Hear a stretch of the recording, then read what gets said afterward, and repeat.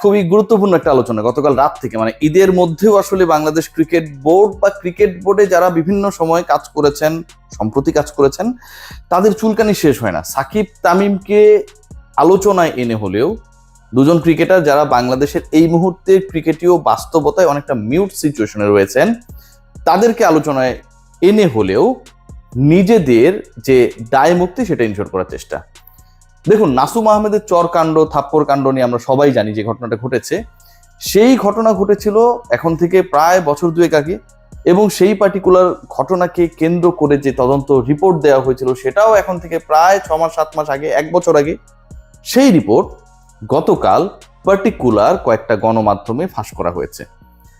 সেই রিপোর্ট প্রদানকারী কমিটি বা সেই তদন্তকারী যে স্পেশাল কমিটি রয়েছে, সেই কমিটির সদস্য ছিলেন মাহবুব আনাম, সেই কমিটির সদস্য ছিলেন আকরাম খান এবং এনায়েত হোসেন সিরাজ। সিরাজ ভাই পৃথিবীর কোন জায়গায় আছেন এখন খুব বেশি মানুষ এটা জানে না পট পরিবর্তনের পরে। মাহবুব আনাম তিনি নিজে এগুলো থেকে দৌড়ের উপর, কারণ হচ্ছে এই রিপোর্ট কেন্দ্র করে তাকে যে ধরনের প্রশ্ন করা হয়, তিনি এই রিপোর্ট ফাঁস করবেন এরকম তার গাটস এই মুহূর্তে নাই। আকরাম খান নিজেই তামিমের চাচা, আমরা সবাই রিলেট করার চেষ্টা করি, তামিম এবং আকরাম তারা হচ্ছে একই মুদ্রার এপিঠ। তাহলে ফাঁস করলো কে? এই তিনজন তো ফাঁস করবে না, এবং এই তিনজনের যদি কেউ ফাঁস করে তাতে তো সেটা তাদের এগেনস্টে যাবে। কারণ ফারুক আহমেদ দাবি করছেন নাসুম আহমেদকে থাপ্পড় মারা হয়েছিল, তদন্ত কমিটির সদস্য মাহবুব আনাম দাবি করছেন থাপ্পড় মারা হয়নি। রিপোর্টে আবার থাপ্পড় কাণ্ড নিয়ে উল্লেখ আছে। মাহবুব ভাই নিজেই নিজের জন্য নিশ্চয়ই গর্ত করবেন না। ফাঁস করেছেন এমন একজন যেই মানুষটা এই মুহূর্তে অনেক কিছুর সাথে জড়িত, যাকে নিয়ে গত প্রায় 3 মাস থেকে টানা রিপোর্ট করেছি, আলোচনা করেছি, নাম উল্লেখ করব না, অনেকে নিয়ে করেছি, যাকে নিয়ে করেছি আপনারা বুঝে নিন, সেই তিনি। এবং সেটা পার্টিকুলারলি 2-1টা মিডিয়া সাপ্লাই করা হয়েছে। কেন? তামিম ইকবাল এবং সাকিব আল হাসানকে নতুন করে আলোচনায় এনে নিজের কুকর্ম ঢাকার জন্য। তামিম ইকবাল এই মুহূর্তে ক্রিকেটের বাইরে, সাকিব আল হাসান ক্রিকেট খেলছেন না, দেশে আসতে পারছেন না। এই দুজন লেজেন্ডকে আপনারা যে যাই বলুন না কেন ভাই, তারা তো বাংলাদেশের ক্রিকেটে কন্ট্রিবিউট করেছে। ফ্রম নো হোয়ার আনার কারণটা কি? যে নিউজ করা হয়েছে যে দুটা পার্টিকুলার পত্রিকা বলেন বা অনলাইন বলেন, আমি খেয়াল করেছি সেই দুটোর বাবা আবার একই প্রতিষ্ঠান।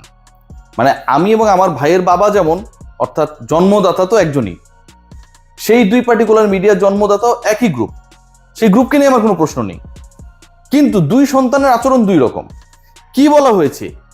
একটা রিপোর্টে বলা হয়েছে, যেটা বাংলায় লিখেছে, যে তদন্ত প্রতিবেদন, আমি বলি আপনাদেরকে, হ্যাঁ, এবং সেটা সংশ্লিষ্ট সাংবাদিক স্ট্যাটাসও দিয়েছেন, সেখানটায় বলা হয়েছে সংবাদ মাধ্যমে এই ঘটনা ফাঁস করে দেওয়ার অভিযোগ আনা হয়েছে তামিম ইকবালের বিরুদ্ধে। অবশ্য তিনি একা অভিযুক্ত নন, তার সঙ্গে মিডিয়ায় নাসুমকে হাতুরু সিংহের মারার ঘটনা ফেরি করার অভিযোগ। খুব দারুণ একটা ওয়ার্ড ইউজ করার পর, লিখার পর খুব তৃপ্তি পাচ্ছিলেন সেই রিপোর্টার, আই থিঙ্ক সো। ফেরি করার অভিযোগ আনা হয়েছে জালাল ইউনুসের বিরুদ্ধেও। তারা দুজনই হাতুরু সিংহের বরখাস্তের পথ তৈরি করতে তথ্য ফাঁস করেছেন বলে লেখা হয়েছে তদন্ত প্রতিবেদনে। লাস্ট শব্দ, তদন্ত প্রতিবেদনে এটা লেখা হয়েছে। তদন্ত প্রতিবেদন লিখে কারা? যারা তদন্ত করেন। এই অভিযোগ আনা হয়েছে মানে সেই তদন্ত যারা করেন তারা অভিযোগটা এনেছেন। অথচ তামিমের ইস্যুতে যে তামিম অথবা জালাল ভাই তারা দুজন এই তথ্যগুলো, হাতুরা সিং নাসুমকে মারছে, এই তথ্যগুলো মিডিয়ায় ফাঁস করতে পারেন এরকম কোনো প্রমাণ তদন্ত কমিটি পায় নাই। কোনো তদন্ত কমিটি এরকম তথ্য প্রমাণ পায়নি। বরং তদন্ত কমিটির কাছে যে 13, 14, 15, 16 জন সাক্ষ্য দিয়েছেন, যারা সাক্ষ্য দিয়েছেন সাকিবও দিয়েছেন, তামিমও দিয়েছেন। স্পেশাল কমিটি হয়েছে একটা বিশেষ বিষয় তদন্ত করার জন্য। তারা সবাই তো কিছু না কিছু জানিয়েছেন, অভিযোগ করেছেন, সবাই অভিযোগ করেছেন। সবার অভিযোগ তো নিশ্চয়ই তদন্ত কমিটির মতামত না। তামিমও সাকিবের সম্পর্কে অভিযোগ করতে পারেন, সাকিবও তামিমের সম্পর্কে অভিযোগ করতে পারেন, কিন্তু সেটা তো ফাইন্ডিংস না। বাংলায় যেটা লেখা হলো, ওই গ্রুপের বাংলা পত্রিকায় যেটা লেখা হলো, সেই লেখায় বলা হলো যে এই ধরনের তদন্ত প্রতিবেদন উঠে এসেছে এবং এটা অভিযোগ আনা হয়েছে, এবং যেই অভিযোগ এনেছেন তদন্ত কমিটির 3 জন সদস্য পুরোটাই ভুয়া। এই 3 সদস্যের কাছে সাকিব আল হাসান মনে করেছেন যে তথ্য ফাঁস করার সাথে তামিম ইকবাল জড়িত থাকতে পারেন, জালাল ইউনুসও জড়িত থাকতে পারেন। সাকিবের কাছে এটা মনে হয়েছে, আরো 15 জনের কাছে আরো অনেক কিছু মনে হয়েছে। তার মানে এটা তো তদন্ত রিপোর্টে ফাইন্ডিংস না। কেন এই জিনিসটাকে এইভাবে ছড়ানো হলো? একই হাউসের যে ইংলিশ ডেইলি, তারা যে রিপোর্টটা করেছে, তারা আবার প্রপার রিপোর্ট করেছে। ইংরেজিতে লিখলে যে কোনো কিছুই আপনার ভুল হওয়ার চান্স থাকে না, এটা আপনারা সবাই জানেন। ইংলিশে যেহেতু লিখছে এটা ঠিকই আছে।